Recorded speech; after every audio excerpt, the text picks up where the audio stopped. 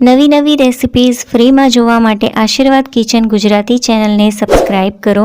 બાજુમાં રહેલા bell icon પર ક્લિક કરી ઓલ નોટિફિકેશન ઓન કરો, જેથી મારી આવનારી દરેક નવી રેસિપીની નોટિફિકેશન તમને સૌથી પહેલાં મળી જાય.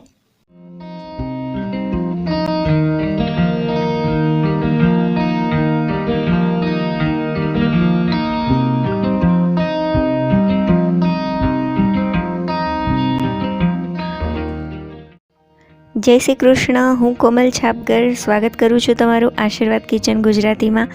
આજે હું તમારી સાથે એકદમ હેલ્ધી કેકની રેસિપી શેર કરવાની છું. જોઈ શકો છો તમે કેટલી મસ્ત કેક બનીને તૈયાર થઈ છે. તો આ કેક હેલ્ધી એટલા માટે છે કારણ કે આ કેકને બનાવવા માટે મેં મેંદાનો નહીં પણ ઘઉંના લોટનો ઉપયોગ કરેલો છે, અને સાથે જ ખાંડની જગ્યાએ મેં ગોળનો ઉપયોગ કરીને આ કેક બનાવી છે, જેના કારણે આ કેક એકદમ હેલ્ધી થઈ જાય છે. તેનું ટેક્સચર એકદમ સ્પોન્જી છે અને ખૂબ જ ટેસ્ટી આ કેક બની છે. સાથે સાથે આ કેક બનાવવા માટે મેં ઘણા બધા ડ્રાય ફ્રૂટ્સ અને નટ્સનો ઉપયોગ કરેલો છે, જે આ કેકને ખૂબ જ વધારે હેલ્ધી બનાવી દે છે. બનાવવામાં પણ ખૂબ જ સરળ છે અને ખાવામાં તો ખૂબ જ ટેસ્ટી લાગે છે. તો બાળકોને આ કેક બનાવીને જરૂરથી આપજો. તો ચાલો પછી ચોકલેટ ફ્રૂટ એન્ડ નટ કેકની રેસિપી જોઈ લઈએ. તો સૌથી પહેલાં મેં અહીં 3/4 કપ એટલે કે પોણો કપ ગોળ લીધો છે. આ ગોળ ઢીલો છે, પણ જો તમારી પાસે કડક ગોળ હોય તો તેને ઝીણો ઝીણો સુધારી અને પછી માપીને લેજો. તેમાં 1/4 કપ એકદમ ગરમાગરમ પાણી ઉમેરીશું અને ગોળને ખૂબ સારી રીતે તેમાં ઓગાળી લઈશું. ગોળ ઓગળી જાય અને પાણી ઠંડુ થઈ જાય ત્યાર પછી તેમાં અડધો કપ કોઈ પણ ફ્રૂટનું જ્યુસ ઉમેરવાનું છે. મેં અહીં ઓરેન્જ જ્યુસ લીધું છે, પણ તમે રેડીમેડ ટેટ્રા પેકનું જ્યુસ પણ ઉપયોગમાં લઈ શકો છો. તો હવે તેને સારી રીતે મિક્સ કરી લઈએ. હવે તેમાં પોણો કપ ખજૂર ઉમેરીશું. ખજૂરમાંથી મેં ઠળિયા કાઢી લીધા છે અને થોડા નાના પીસીસ કરી લીધા છે. તમે કોઈ પણ ડ્રાય ફ્રૂટ્સ ઉમેરી શકો છો તમારી ચોઈસના. હવે તેમાં પોણો કપ હું કાળી દ્રાક્ષ ઉમેરી રહી છું.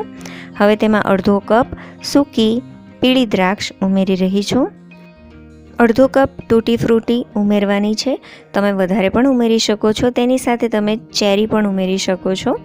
તો હવે આ બધું સરસ રીતે પલળી જાય અને ફૂલી જાય તેના માટે 3 કલાક ઢાંકીને સાઈડ પર મૂકી દઈએ. 3 કલાક થઈ જાય ત્યાર પછી હવે નેક્સ્ટ સ્ટેપ કરીએ.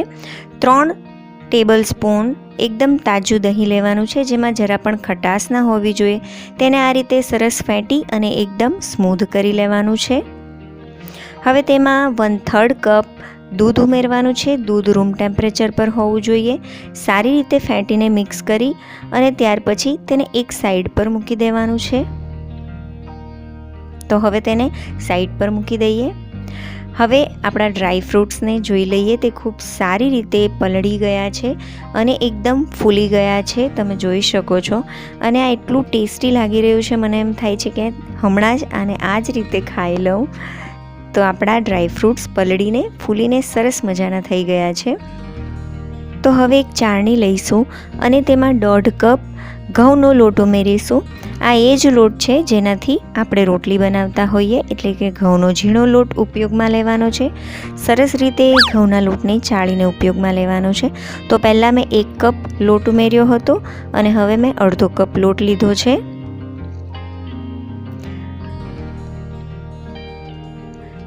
હવે કેકને સારું ટેક્સચર આપવા માટે હું તેમાં 3 ટેબલ સ્પૂન વેનીલા ફ્લેવરનો કસ્ટર્ડ પાવડર ઉમેરી રહી છું. તેની જગ્યાએ તમે પ્લેન કોર્નફ્લોર પણ ઉમેરી શકો છો. હવે 2 ટીસ્પૂન બેકિંગ પાવડર ઉમેરીશું. 3/4 ટીસ્પૂન એટલે કે પોણી ટીસ્પૂન બેકિંગ સોડા ઉમેરીશું.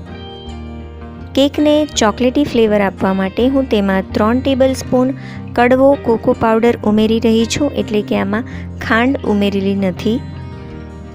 પણ જો તમે આ કેકને ચોકલેટ ફ્લેવરમાં ન બનાવવા ઈચ્છતા હોય તો તમે કોકો પાવડરને સ્કીપ કરી શકો છો. કેકને વધુ ફ્લેવરફુલ બનાવવા માટે હું તેમાં 1 ટીસ્પૂન વેનીલા એસન્સ ઉમેરી રહી છું. તેની જગ્યાએ તમે ચોકલેટ એસન્સ પણ ઉમેરી શકો છો. હવે જે દૂધ અને દહીંનું મિક્સચર બનાવીને તૈયાર કર્યું હતું તે ઉમેરી દઈએ. અને હવે આ બધી જ વસ્તુઓને કટ અને ફોલ્ડ મેથડથી, એટલે કે વિડીયોમાં તમે જોઈ શકો છો હું સ્પેચ્યુલા કેવી રીતે ચલાવી રહી છું, તેને કટ અને ફોલ્ડ મેથડ કહેવાય છે. બસ આ જ રીતે એકદમ હળવા હાથે અને ધીરે ધીરે મિક્સ કરીશું. ખૂબ જ ફાસ્ટ અને ખૂબ જ પ્રેશરથી આ મિક્સરને મિક્સ નથી કરવાનું, નહીંતર આ કેક જે છે એ સ્પોન્જી નહીં થાય.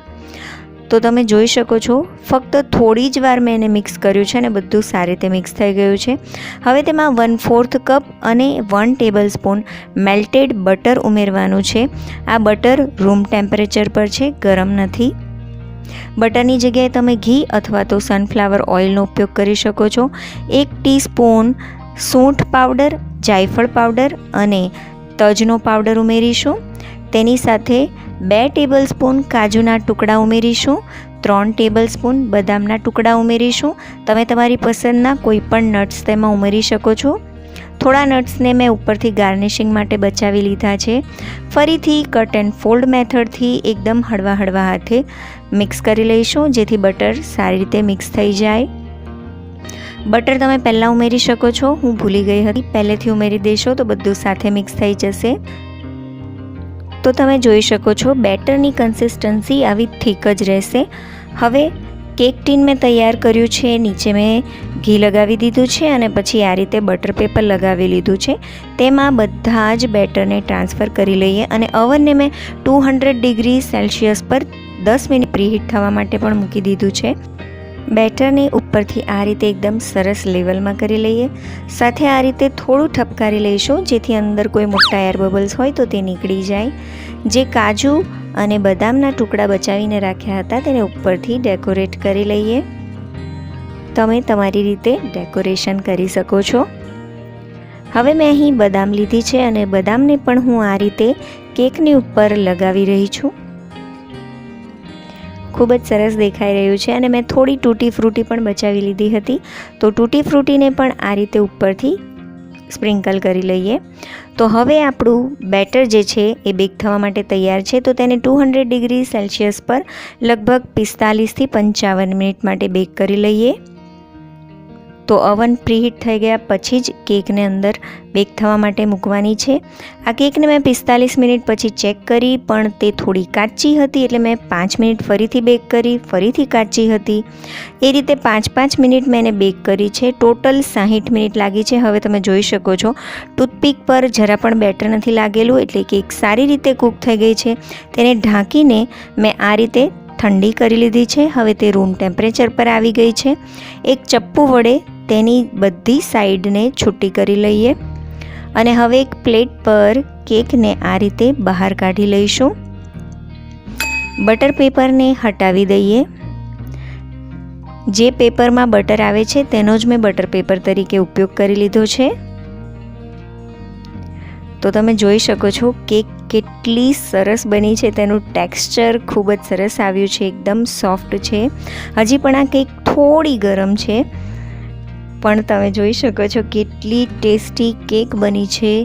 દેખાવમાં તો સરસ છે જ, પણ ખાવામાં ખૂબ જ વધારે ટેસ્ટી લાગે છે. આ કેકને તમે ફ્રીજમાં મૂકી દેજો, થોડી સરસ મજાની ઠંડી થાય પછી તેને ખાજો તો તેનો ટેસ્ટ ખૂબ જ વધારે સારો આવશે.